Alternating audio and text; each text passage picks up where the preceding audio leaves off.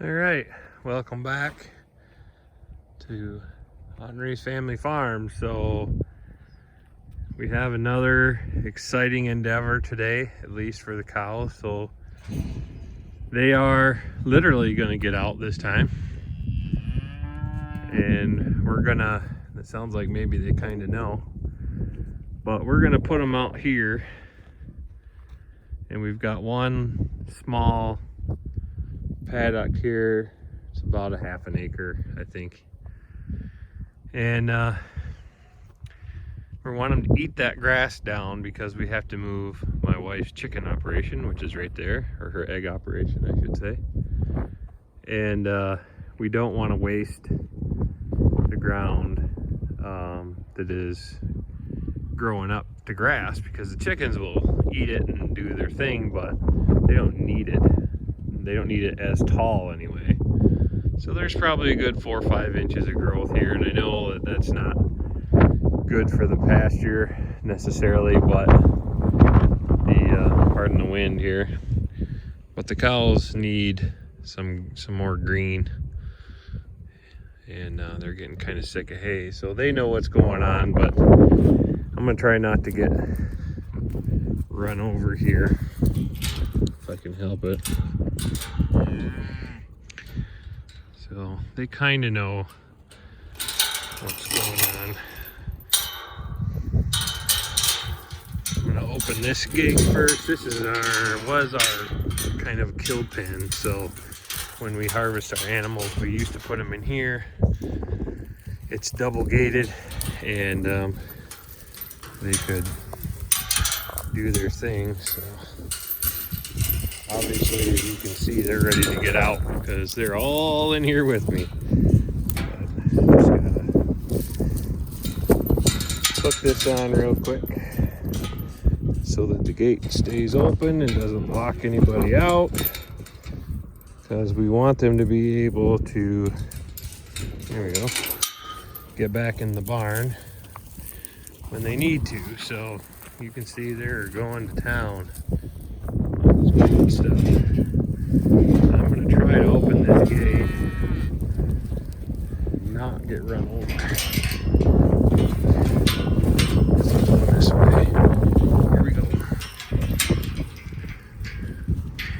That wasn't as enough as I thought it would be. There we go. Steer's always the brave one. He'll be going to the butcher this fall. Needs a little more weight on him. These are belted Galloway cattle, and they don't get to be huge, really. You know, 1,200 pound steer to butcher is lucky. Here they go. Can't even take 3 steps without getting out here. So they've been anxiously awaiting this day for a long time.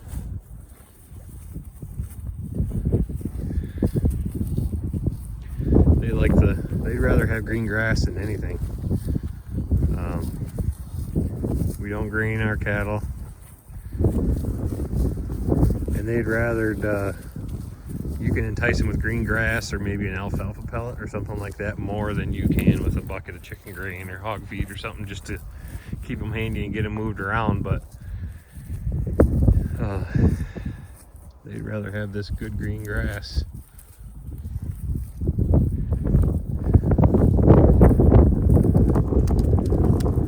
Lovely. But this girl, these 2 girls right here, they're like sisters. They act like sisters. They're not related. They were the first 2 we had, first 2 we got that were actually our own for breeding. And they're kind of our favorite pet cows. They've had lots of time together, and we've had lots of time with them. They're the tamest ones. The one right in front of you here, you can actually get up and pet her if you wanted to. I'm not gonna right now, but I don't know if you can see. You probably can see, maybe not, but there's some stuff hanging out of some areas that you don't normally have things hanging out of. And these cows were all exposed to a registered belted Galloway bull. And with the gunk hanging out, ready. Should be any time now. She's starting, hard to tell, but she's starting to bag up a little bit. So that's Mama. She's still nursing. Nursed all winter. Poor thing needs some green grass to get some more weight on her. And then it's another pregnant heifer on the right. Kind of a small frame gal. We're a little worried about her and her sister, just because they are such small framed heifers, and this is their first calf, so we're trying to take special care and keep an eye on them. I think she's pregnant for sure. She's kind of tubby, but this one right here, this one right here.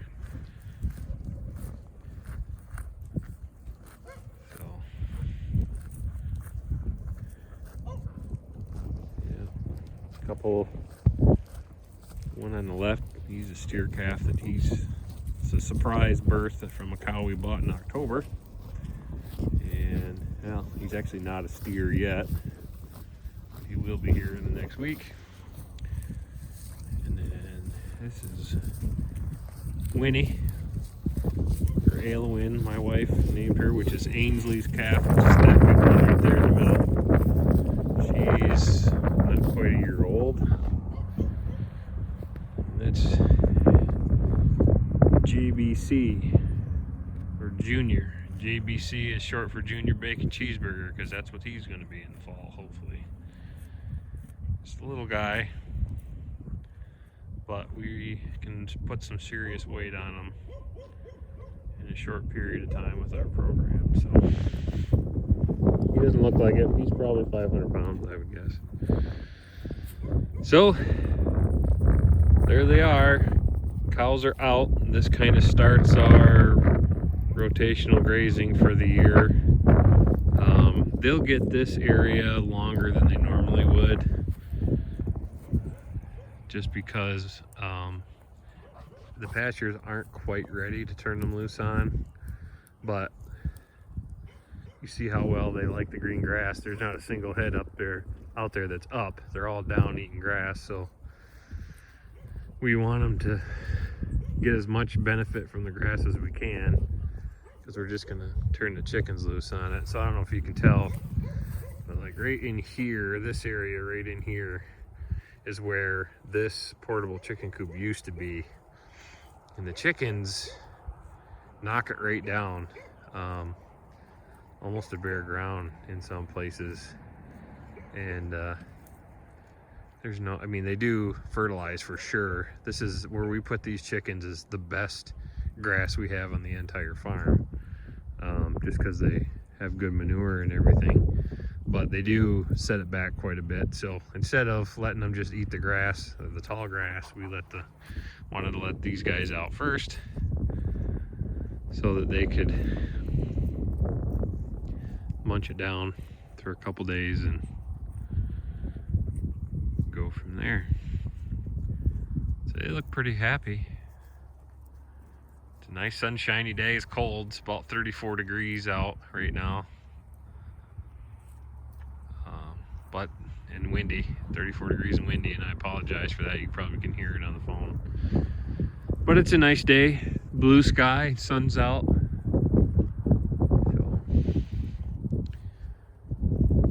just enjoying it as much as we can. See, they're really rambunctious. We don't keep cattle here that are too aggressive, or aggressive period really, or that are wild or cause a lot of problems or bust through fences or disrespect electric fence or anything like that. If we have a cow that does any of that stuff, then they go, for lots of reasons. One is because the stress level on us. We've had a couple years where we had steers that we purchased as feeders that continuously got out, and they had no respect for electric fence. So they never got through this fence here, our permanent boundary perimeter fence, but they would go through the single strands or double strands of portable electric fence that we would put up to keep them in and cause problems. One of those mishaps with one of those cows or steers disrespecting the electric fence was when our bull went for a walk down the road. So they don't stay here if they're wild. You know, we want to enjoy this, so not having that stress on us is a big part of it. The other thing is we have little kids.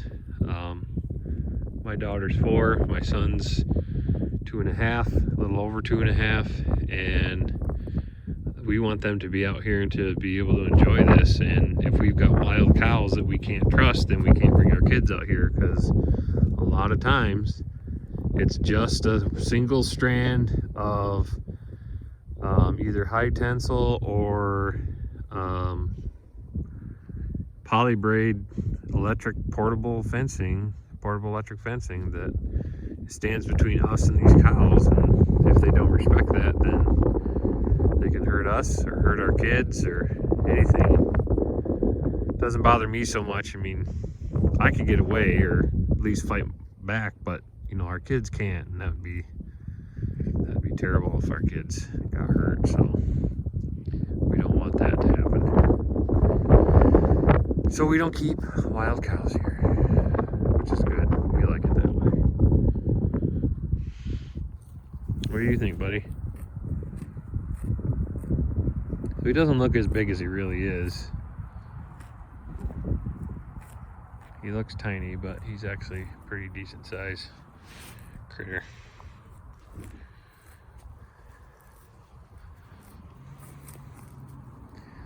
At least you will be.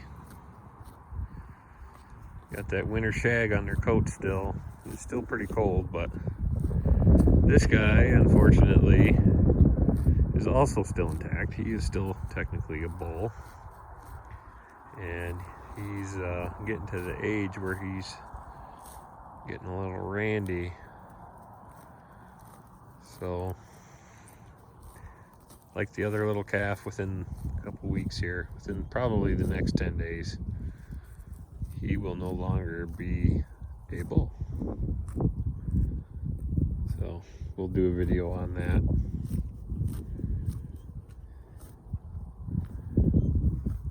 Big old shaggy thing, you. So that's it. They're out. Hopefully they stay where they belong. They should. So it's hard to see. There's right here, there's an orange reel, and there's 2 strands of that polywire or polybraid, whatever it is, electric fence on there to keep them in here, so they shouldn't be moving further on down. I really hope they don't, because there's a few acres of rye and wheat and vetch that I planted last fall for hay that we're gonna cut later, and I don't want them in there eating it now. I need it for hay. So all right, guys, well, hope you enjoyed this, and hope you like seeing our cattle. Make sure to like, comment, and subscribe so we can keep these videos going, and thanks for watching.